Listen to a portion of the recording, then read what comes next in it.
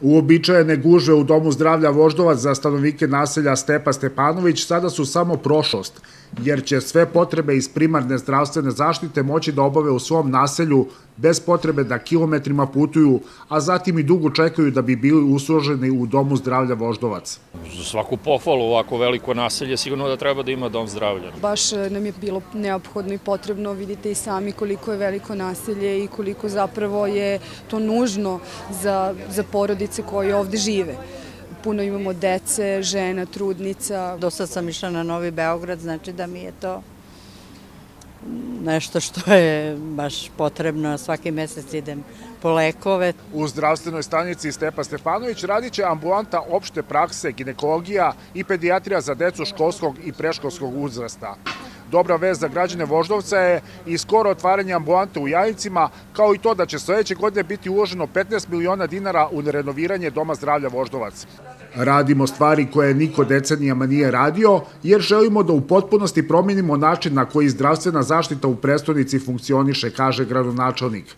Najavljuje dolazak 12 novih vozila za domove zdravlja, 7 novih vozila za hitnu pomoć, kao i gradnju novih ambulanti i domova zdravlja u Beogradu. Ovo je sjajna vest za 13.000 ljudi koji žive u ovom naselju, s obzirom da želimo da našim sugrađanima obezbedimo da ne moraju da putuju kilometrima da bi došli do doktora, da bi obavili neki pregled, nego da to bude negde njihovom komšiluku, kao što je to danas i od danas u naselju Stepa Stepanović.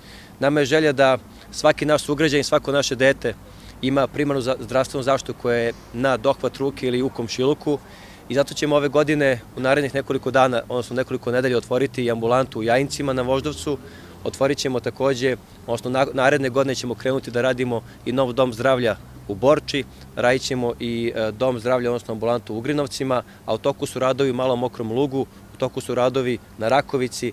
U gradu ističu da im je glavni cilj da sve usluge približe građanima, a hvala je rukovodstvo opštine Voždovac koje se, kako ističu, zaista bori za svoje građane. Ono je jedna od retkih opština koja mnogo ulože u infrastrukturu. Za neke druge opštine takođe imaju mogućnosti pa to tako ne rade.